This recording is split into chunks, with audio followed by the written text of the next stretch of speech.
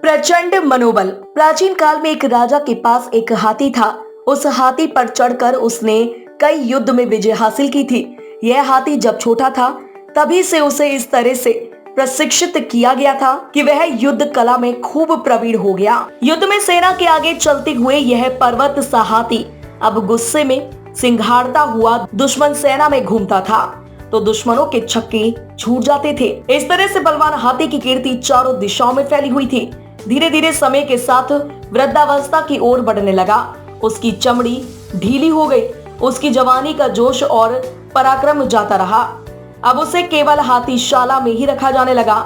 उसका महत्व कम होने के कारण उसका पहले जैसा ध्यान नहीं रखा जाता था। उसे मिलने वाले खाने में भी कमी कर दी गई। कई बार तो बूढ़े सेवक के ध्यान चूक जाने से उसे भूखा प्यासा रहना पड़ता था। इन दिनों उसे ठीक से पानी नहीं मिलने के कारण और एक दिन बहुत प्यास लगने के कारण वह हाथीशाला से निकलकर एक पुराने तालाब के किनारे चला गया। वहाँ उसने खूब छक कर पानी पिया और नहाने के लिए गहरे पानी में उतर गया। लेकिन तालाब में ज्यादा कीचड़ होने के कारण वह वृद्ध हाथी उसमें फंस गया। वह जितना कीचड़ से निकलने का प्रयास करता उतना वह अंदर धंसता जाता।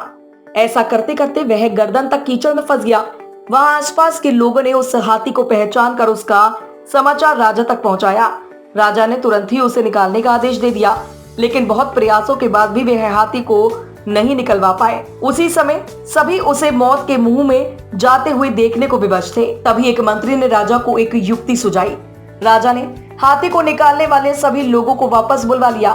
अब सारे आदमियों को युद्ध सैनिकों की वेशभूषा पहनाई गई और वो सभी वाद्य यंत्र मंगवाए गए जो युद्ध के मौके पर काम लिए जाते थे।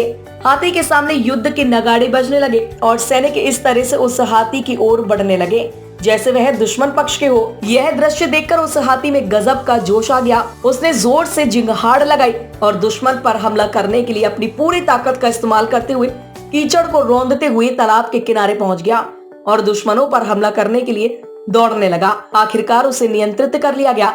इस तरह वह हाथी अपने मनोबल के कारण अपनी जान बचा पाया। तो इससे ये शिक्षा मिलती है दोस्तों, जिसका मनोबल जाग जाए तो वह कमजोर और असहाय होते हुए भी असंभव से दिखने वाले कार्य कर दिखाते हैं। मनुष्य की सारी सफलताएं उसके मनोबल पर निर्भर करती है।